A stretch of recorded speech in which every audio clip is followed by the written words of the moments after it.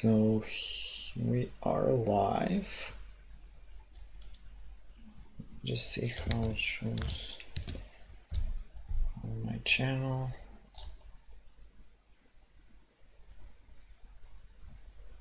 Oh, so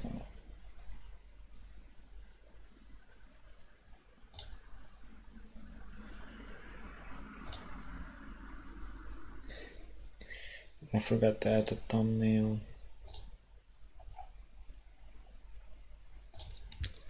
It will eventually add a thumbnail, right?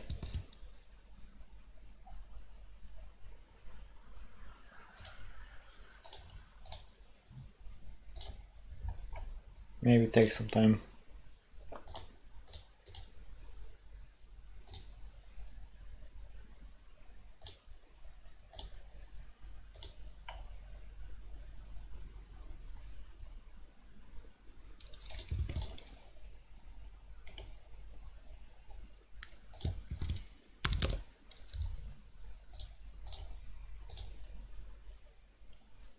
Oh, nice.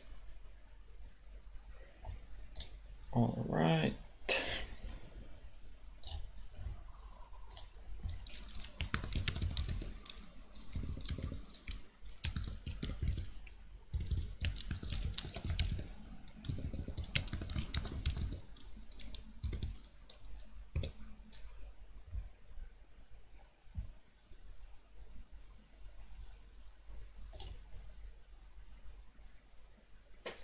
Hi. Hello, everyone. Hello, everyone. So today we're going to be really quick. I mean, by quick, I mean probably an hour. Just recapping how do we use centroid decomposition, like taking a look at the problem that we were solving the last time. So I managed to fix some bugs I had. And I also had wrong answer, so I would want to show you guys where actually, like, because centroid decomposition is so is maybe a niche technique, but nonetheless it can be useful in many variants of problems. So it isn't like just one way you can use this technique. There are many ways you can use this technique. So yeah, so I just wanna a little bit wait maybe for more viewers to join, if someone wants from the Discord to join before I. So on the discussion, like Code Forces today was rescheduled. Ed Calder had some okay problems. It wasn't really something. The last problem was very interesting. Uses a thing called proofer code, and I want maybe someday to make a video on it and maybe touch a little bit on what that means, and like, of course not proving it, but just because it involves trees, of course, like why it is a unique representation of a tree, and there's like bijections and stuff there. So yeah. So yeah. Just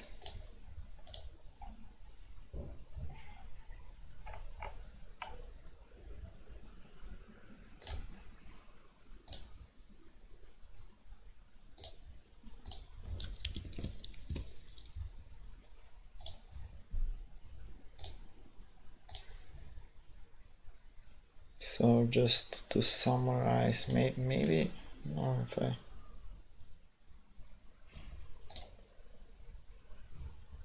Oh, nice. I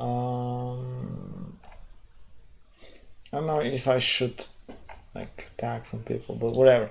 Okay, we'll summarize quickly about centroid decomposition. So the last time I mentioned some techniques that like some kind of problems that use centroid decomposition. So if we quickly go up on my notes, if they can load. Okay, so we said that there are many problems that want to count some paths through a tree. But in order to count these paths, it's much better to somehow divide this tree into smaller parts, solve for smaller parts, and then go back. And how we do this is by dividing this tree into the specific centroids here. So these nodes actually divide the parts of the tree in equal, not in equal parts, but if I take this node out, the tree falls into more components, which each of them have at most half of the size. So no component is like unbalanced. I mean, there could be unbalances, but it's guaranteed that when we divide by this node here, it falls down to one territory which is half of the size and the other territory at most half of the size. So no territory is bigger than half of the tree.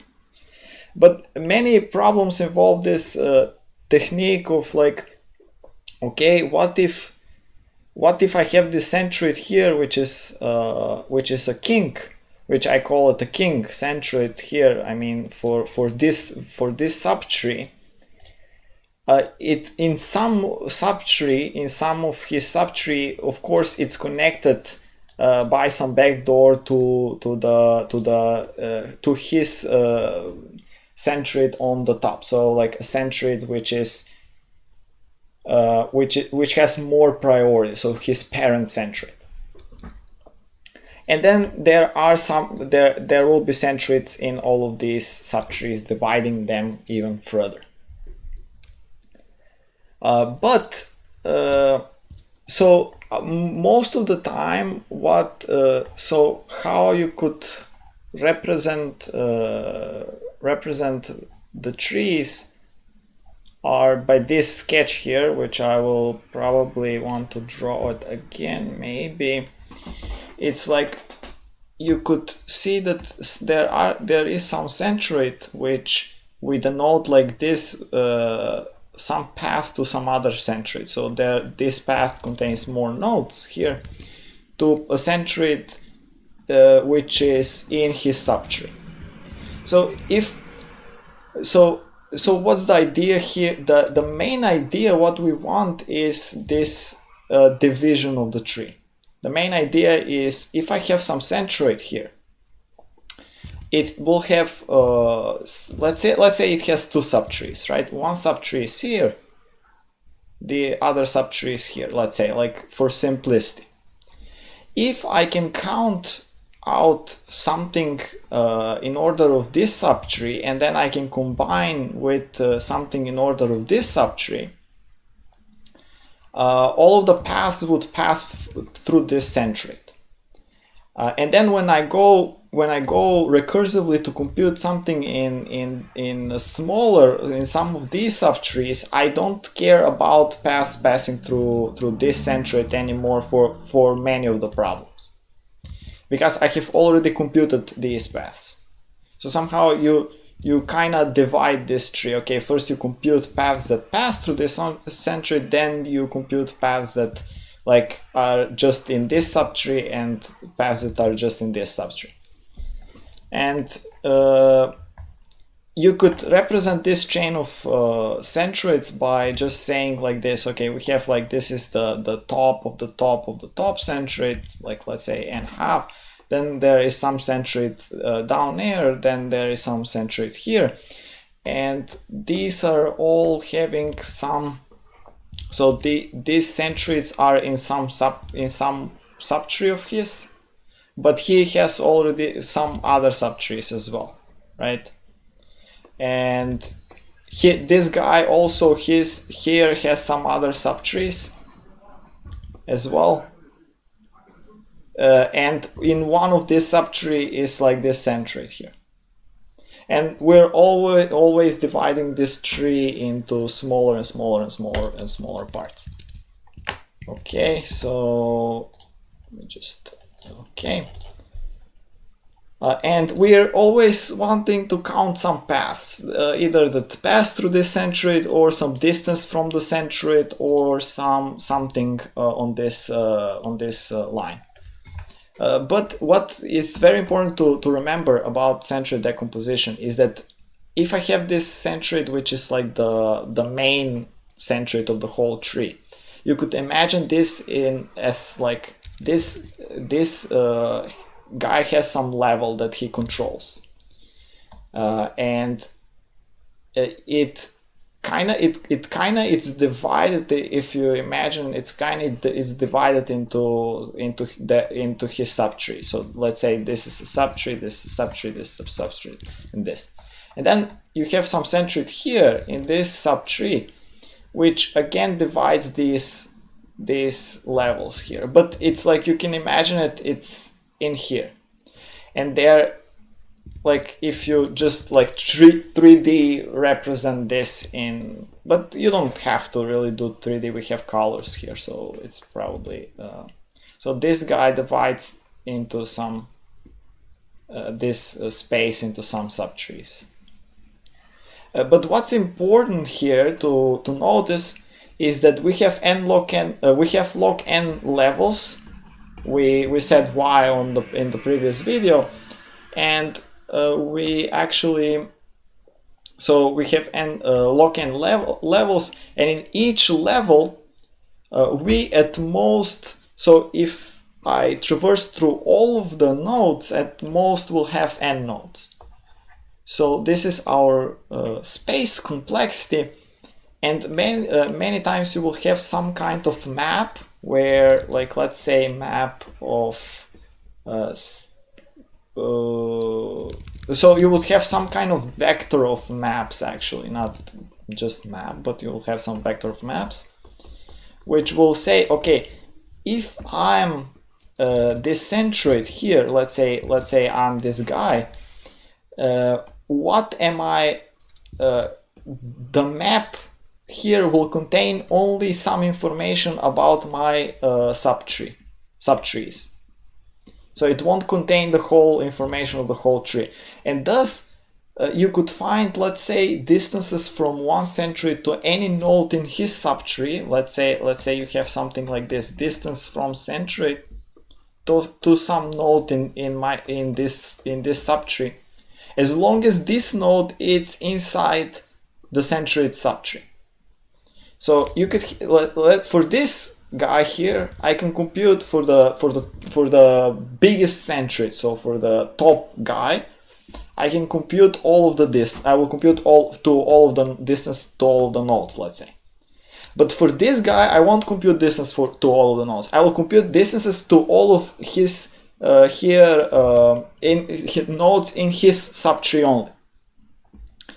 And there is a way to actually say that, okay, if I want distance from any node to any other node using this technique, so from U to V, you could do that, but actually this is, you could do this with just LCA, but you could do it with centroid decomposition, with just seeing how these correlate between each other. But what is actually an edge case which you have to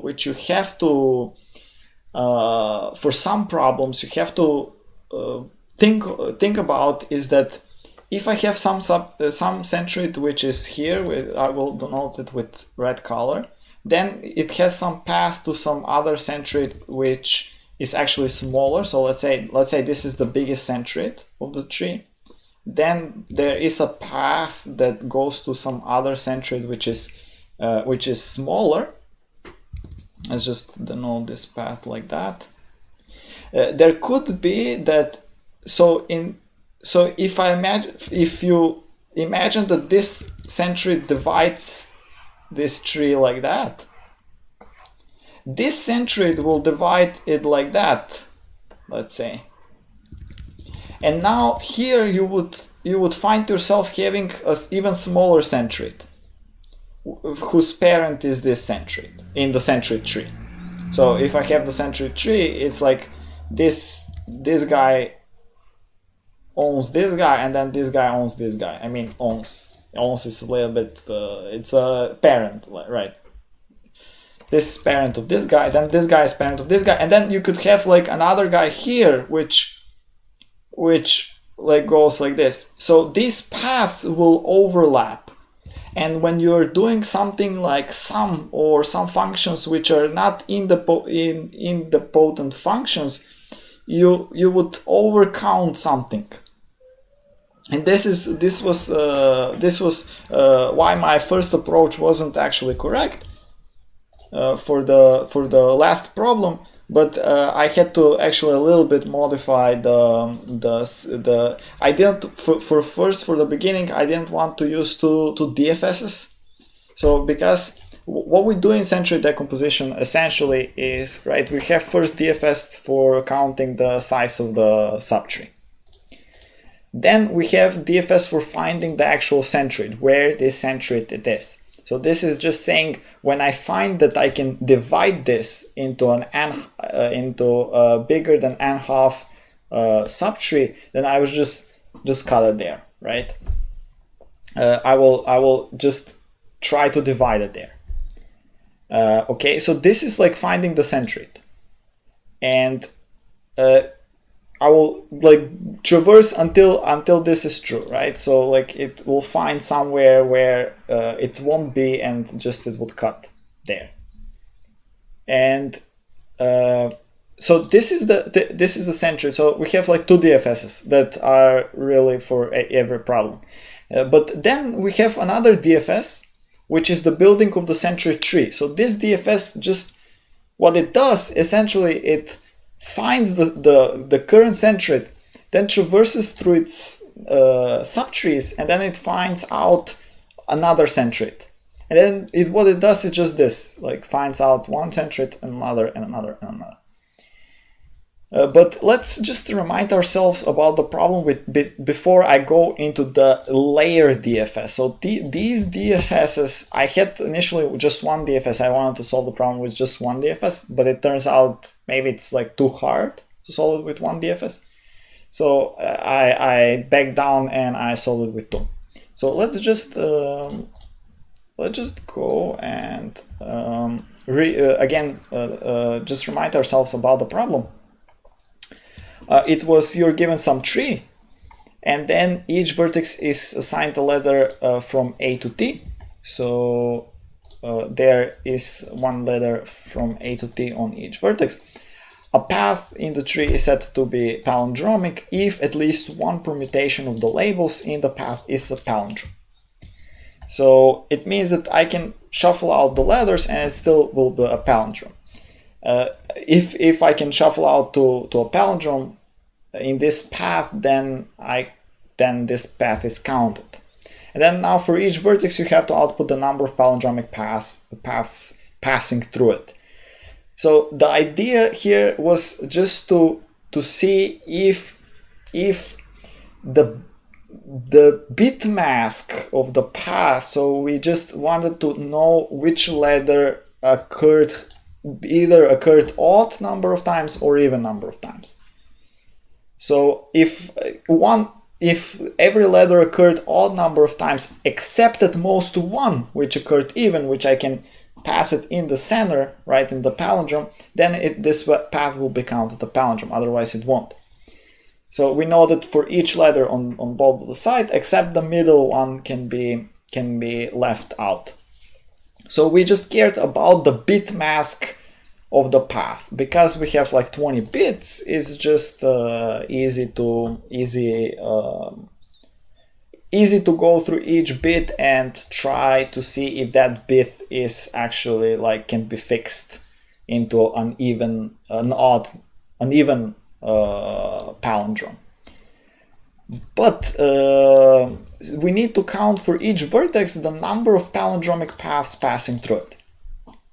And so what we wanted to do is essentially somehow divide our problem. Instead of having n squared paths in which we count, which we enumerate, we wanted to somehow cut it down. And first thing I said is that what if I have some node and I have some subtrees, right? And I wanted to measure the amount of paths passing through this node, and only in these subtrees. So only in this node. So the idea here was, for each node here, I would take a look into the other subtrees that are not of this subtree. So I will take a look into this subtree. Is there, like, if this node had a path to its root node of a value, let's say this, right? So if this path had this value, then I wanted to take a look into the other subtree. Is there such value the same? So if I know that A XOR A is 0, or there could be actually just one bit different, so A XOR some like 1 bit difference, where I could brute force through all of these bits and find which one can be different. So let's say that there is a node here which has a value of this path here of like 1 0 0 1 0 0. This bit is only the difference. One thing to notice here is that this will be counted twice, or in my case I don't count the root node. I only count from the root node up to some node what is the value of this path. And I do this for the, let's just break it down first for this kind of example, right? And if you need to compensate for the root node in an edge case, one other thing is, okay, what about if this path has a value of 0?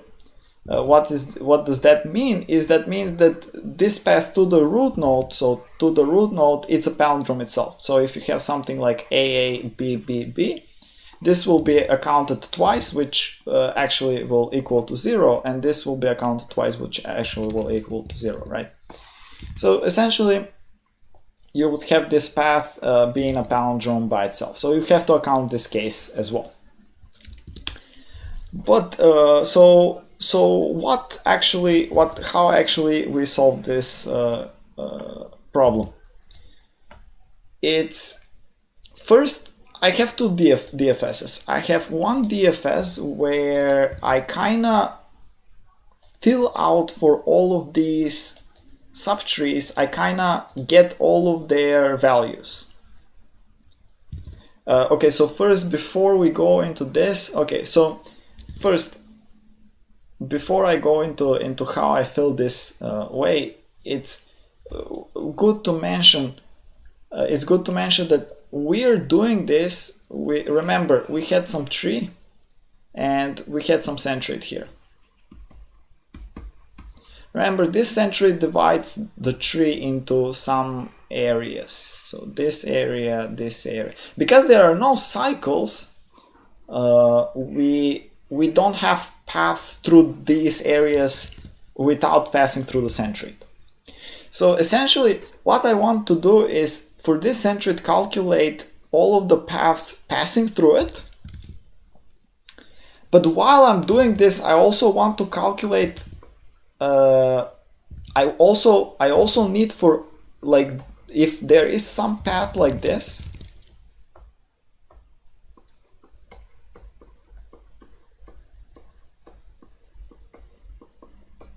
for all of these nodes here, I want to add their value, add on their value, on their answer. Why do I want to do this? It's because when I go, when I divide and conquer, so when I just go again, maybe recursively into this subtree here, I will never have a path such that it comes from here, goes through this centroid, and then goes here. I can just say that this will never happen. I will never have a path like that. So, so what we do, the first DFS, this is DFS2. So this is the DFS when I find this centroid node here.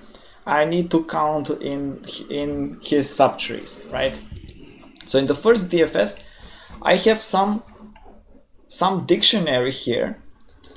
This dictionary is essentially a vector of maps. So actually, let me just break this down. This dictionary has the following idea. For every centroid, I will have a vector of children for each subtree of the centroid. So for each of these green regions, I will have one vector, and these green regions are at most of the size of the size of the tree of the centroid. So in all of perspective, it's like n log n. So for each centroid, I have for each children of his some map where I will store what is the frequency.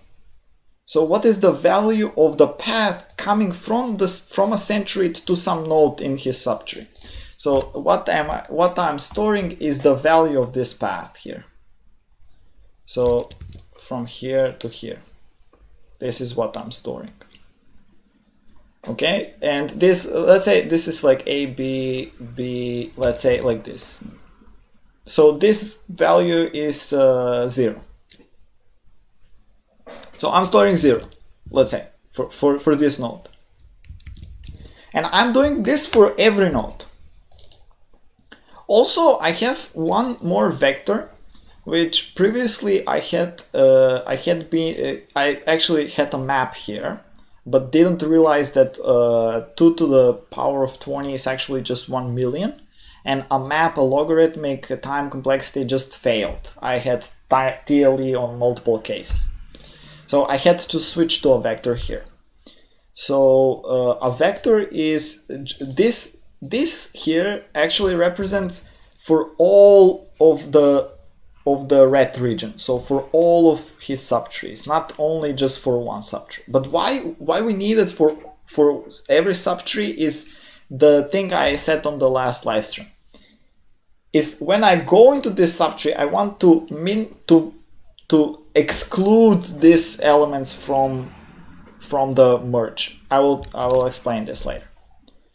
So one thing we do it, we count it here and here. We count the frequency. U is not equal C. What it means is just that if I'm here on the centroid, so this is the first DFS call to the function, I don't count this. I don't count the centroid itself. I count only the nodes which the centroid is responsible for. Okay. There is one more thing here. Clear merge is like a vector again, which just pushes this frequency to be cleared. So why I'm doing this is because I need to clear this merged vector, and this merged vector is like 1 million long, and I cannot go through it all the time and clear it out because there are many centroids I will visit. There are n centroids. I can't go n times this. I need to clear only these things that actually I have something put in there. So this is my first DFS. This only says, okay, for each of these nodes, for n nodes in this centroid that's responsible for, I will remember the path from this node to the centroid. Remember the value of the path. So I'm storing the value of the path from node U to the centroid. This is only thing I'm storing in the first DFS. In the second DFS, so this is like the DFS 3 or whatever, so but this is like the first DFS of the layer and then the second DFS of the layer. The second DFS is a little bit more complicated and it kind of requires a little bit more attention. It's what we were doing, the same thing on the stream, is just a little bit cleaner right now. Okay, so let's see how I will explain this. So let's see that this is the centroid, right? So again, I will say that this is some centroid U, and there is some tree, there is some subtree here, there is some subtree here, and then there is some subtree here.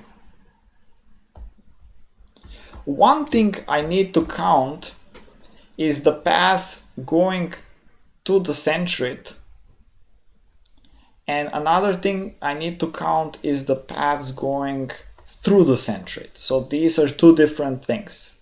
There are paths going through the centroid and there are paths going only to the centroid. Why I need to differentiate between them? As I said in the previous video, I will overcount the paths going through the centroid. These paths will be twice counted. One side from here, from this endpoint, and the other side from this endpoint. These paths, on the other hand, will be only once counted. This will be counted only from this endpoint because it goes through the centroid. The centroid is like a special node in this case. This is very important. So what we're doing here, okay, so if U is not the centroid, I will add this to add the value of U. This get bit is like, if U is like some letter B, gets the bit, the second bit. Like U is some letter T, gets the 20th bit in the alphabet, right? I'm adding to the frequency is just integer here. So then I have some count of width of, like, this is only used if I'm the centroid. This is not really used for any other nodes. This count, it says in what of these blue things, in what of these subtrees am I in. And this only is the centroid here, as you can see here. If U equals C, if I'm in the centroid, that I'm giving the children his count. I'm just saying, okay, in your subtree, like, this will be the count. If I'm somewhere here, like below, I will just get my count from the parameter and I will pass it down. So only the centroid gives this count. The other guys don't. Okay, and so what I'm doing here, if I'm the centroid node, I will delete from the merged table. This merged table is like very fast. This is vector very fast, where everything is merged. I will delete frequencies that are in this subtree. Then I will go there and do my business. After that, on return, the centroid will add back these frequencies in the merge table. This is done by this line here. So for every frequency and every occurrence of this in the dictionary of this child, I will be adding them back to the frequency table. This merge table just says everything is merged, right? This table is very fast because it's a vector. Okay, so this is the thing, but this is only happens in the centroid node. This only happens here when I'm entering some subtree. What happens in the actual node here when I actually visit some node in the subtree? What actually happens is, if I'm not the centroid node, my result will be here. There's some value of result is actually a pair. I just use a pair of long longs. One of the long longs actually represents how many paths go through the centroid. So this go through the centroid is actually like how many paths do we have in the merged dictionary. So the merged dictionary, as we remember, are everything except my subtree. So if I'm here, if I'm the red node, the merged dictionary is like this here. Everything else. This is the merged dictionary. This is merged. And these paths are guaranteed that will go through the centroid. These paths are guaranteed. So I'm keeping count for which go through the centroid, and I'm keeping count which go to the centroid. So to the centroid are just like when x is 0. So when I'm palindrome, the path is palindrome. These are two different things because one is overcounted twice. Okay, so one thing is when I'm at the centroid, I will just add to my result whatever the count of the answer from this node it is. So this is my frequency, so my value to the centroid plus the centroid node. So this centroid node is essentially added once only, because remember, in the merged dictionary there is no account of the value of the centroid node. So everything here has no account of the value of the centroid node. I need to add it once because I passed through it. Okay, this is one thing. And what happens if I am the centroid node? If I am the centroid node, I have to divide these paths by 2 which pass through the centroid node because I will overcount. Okay, but the most important thing is here, what I need to do is for each node, when I return for the DFS, if I see a path that originates from this node to somewhere else, let's say that there is a path, this purple path originates here to some other subtree, I don't care where, it just passes through this thing here, this centroid. But all of these here nodes will also have this path. All of these here nodes will also get this path. Actually, they're not palindromes, but there is a path passing through them. And that's why I say here answer at u is I'm adding the paths that pass. This is passed through u. This is, hello friend. One of the paths are passing through the centroid and the other paths are not passing through the centroid. This is also, even if the centroid is, this also holds.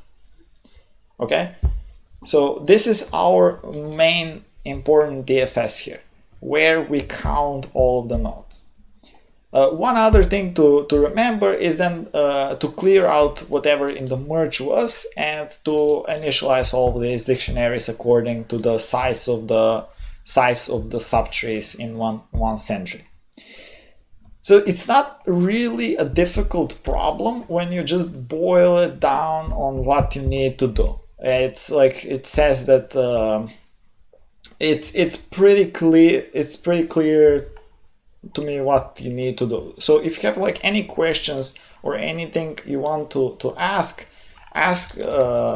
me right now, because we will just submit this problem once more just for the sake of it. And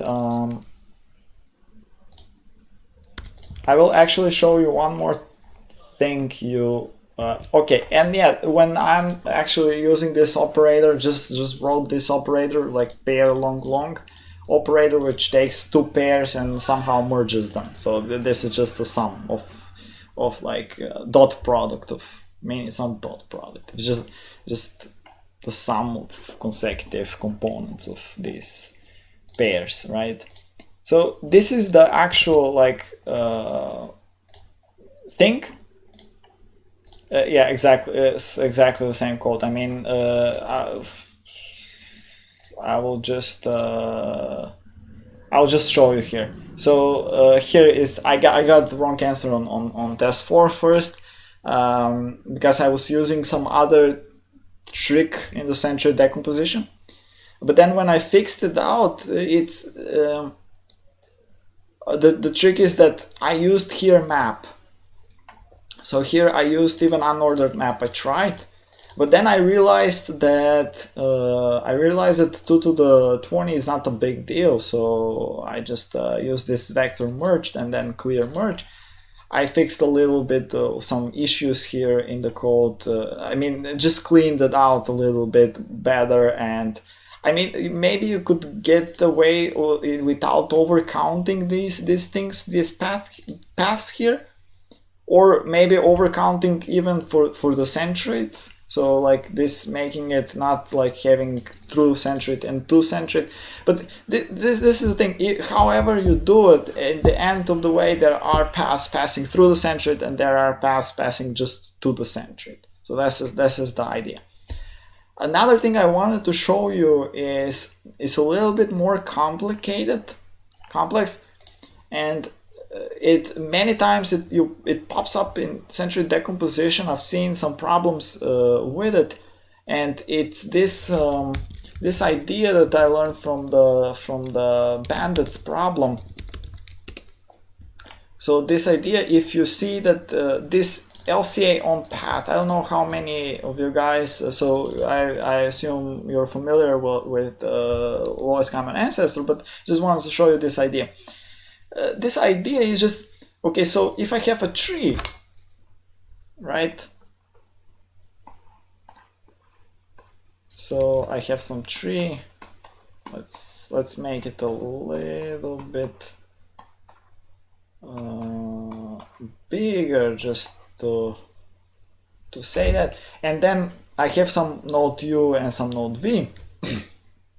And I ask, does this node X here, does this node X is on the path from U to V? So the path from U to V is something like this.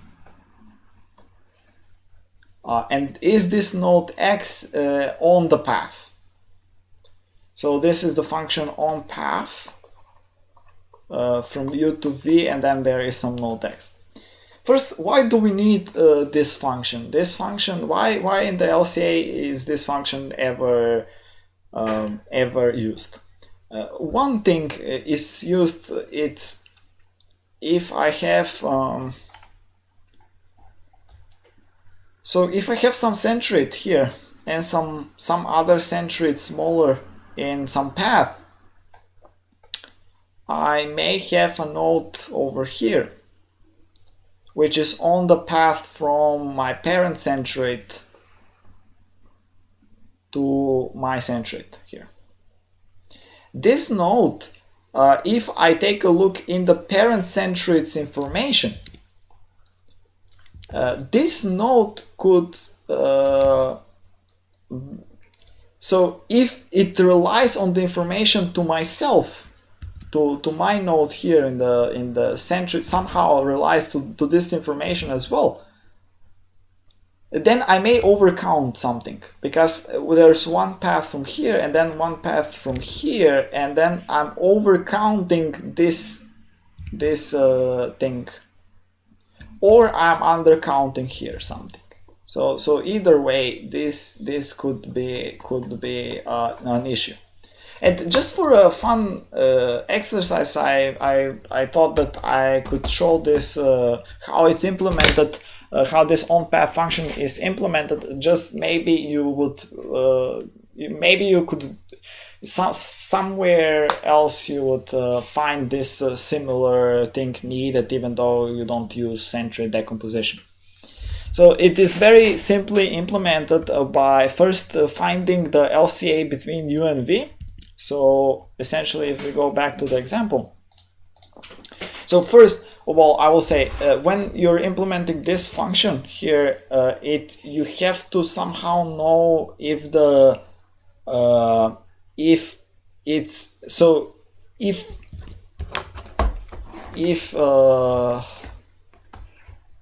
I have a position such that U is on top of V, so like U is an ancestor of V, so you have to know this somehow.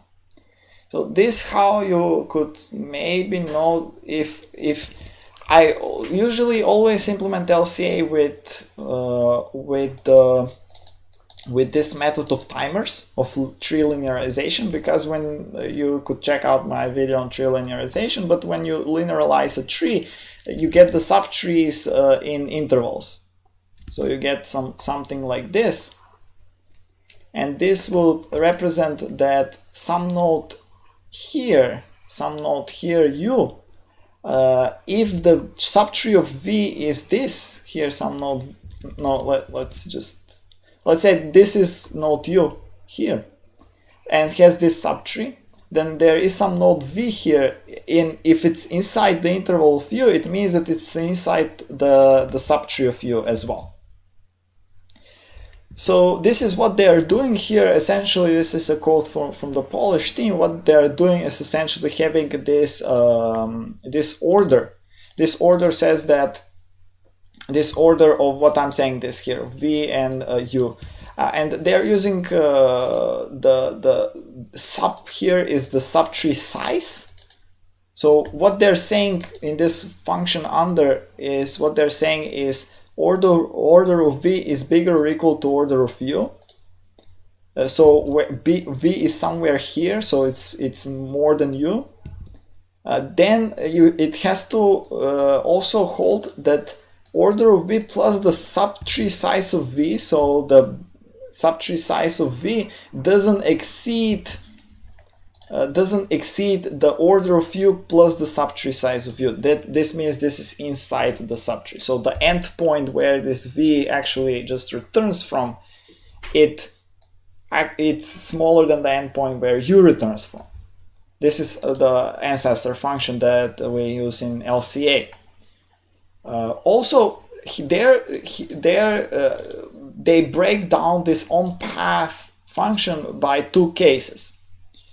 One case is that, so let's take a look at this on path 2. So on path 2 is from u to v, and if x is here. So what they're saying is v under x or x under u? And x under u. So this means that v is, so this means that v here, so v is somewhere here. Let's just draw that. V is somewhere here and x is on top of v. And then there is x is inside u. So it says one case is that, okay, you have u, you have somewhere below you that's x, and then under x that's v. That's one of the cases. But you have to do this, you have to check it twice, because, and you check it here with the LCA instead of u and x, because here you check it such that v, LCA and x, so there is, if I imagine u and v are somewhere here, there is a path to the LCA here. You have to check is x on this path, so somewhere here, or it's on this path, it's somewhere here.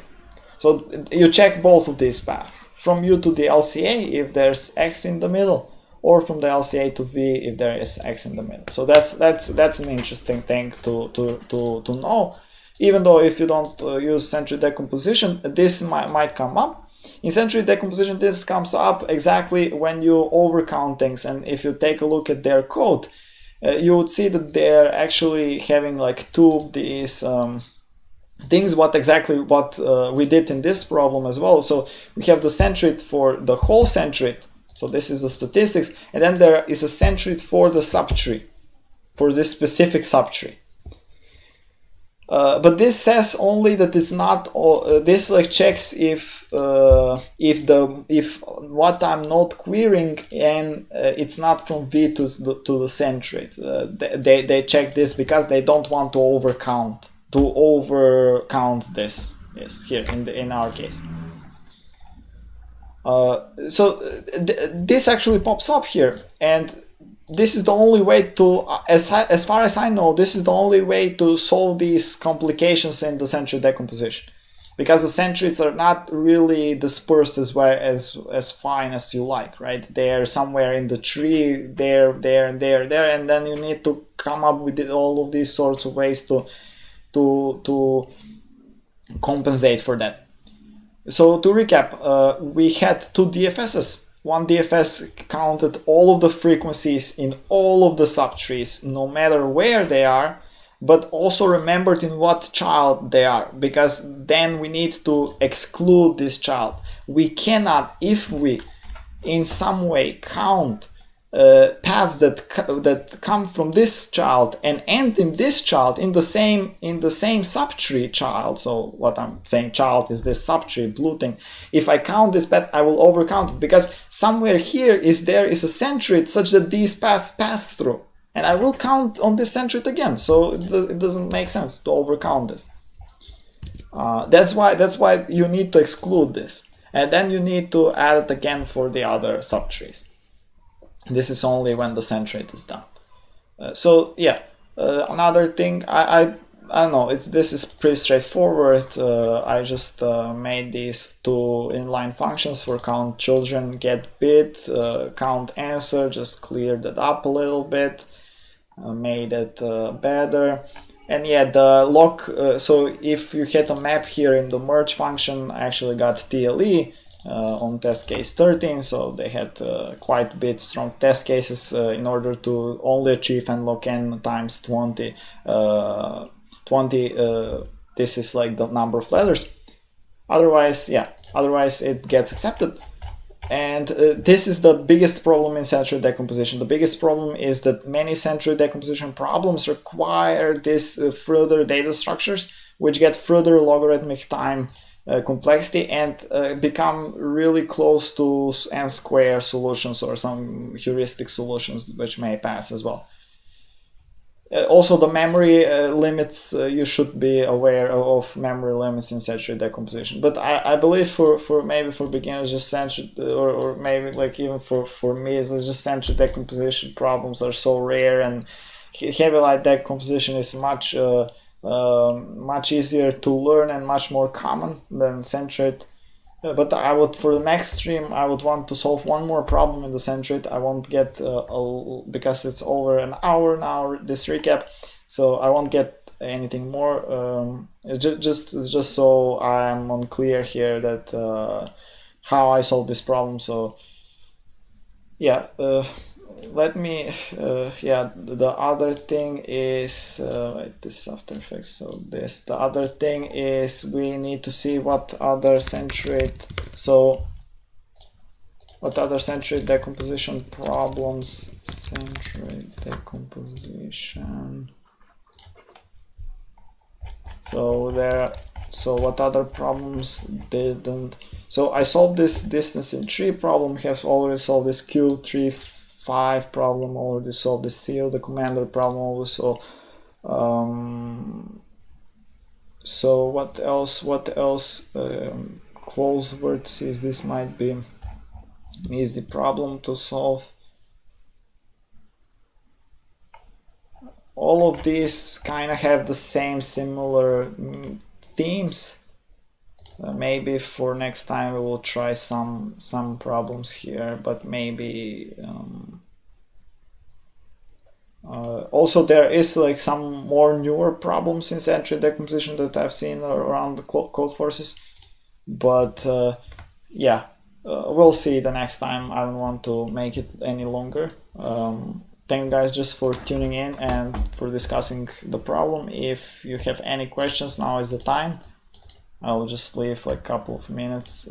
Maybe I will read just a problem here. Maybe I will read some problem. If you have some question, just pop it there. Freezing with style. Let's see. When I look at these like problems which have a lot of text, I'm just like, no. Close vertices, maybe an easy problem. You've got a weighted tree, and each non-negative, the length of the path in any number of edges, the weight total of edges. weight of all edges it contains. Two vertices are close if there exists a path of length L between them and a path of weight at most W between them. Count the number of pairs U and V. So we could do the same approach. We could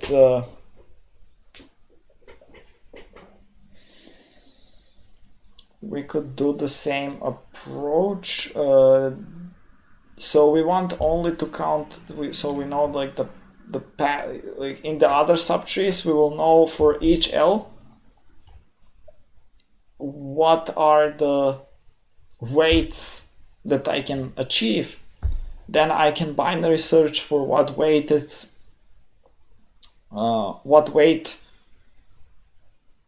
I can have, so including this. maybe there's some tricks to eliminate this log factor, but after binary searching I will just do the same technique. I will just count this, and then I know that when I go up, this L will decrease, this V as well will decrease. The weights are positive, yes, so this will decrease as well. So the same idea. Maybe this log-n factor could be eliminated as well once more, but since all weights are up to 10 to the 4, but still. No, I don't think it could be eliminated. I think it's again binary search over the binary search to which weights I can use. Then have some like maybe or maybe. Do I need some kind of seg tree? No, I could pre-process them. I could pre-process them and then like just binary search. But maybe it is like some seg tree. Let me see. It's 2700. So maybe it is like you need to have these weights in the seg tree because like for each L you maybe want to construct segment tree, because when you subtract something, when you do this unmerge operation here, this unmerge thing, you have to unmerge them from some segment tree, and then you have to add them back to the segment tree. And then what you can do, instead of binary searching on the segment tree, you can binary search inside the segment tree. So you can just go like travel inside the segment tree and just binary search that, and then it would be log n, so it won't be so you will have n log n squared instead of n log cubic in this time. But yeah, so maybe the next live stream it could be a good problem to just binary search to just solve this. Yeah, that's it for today. Thank you guys so much for watching, and I will see you in the next one.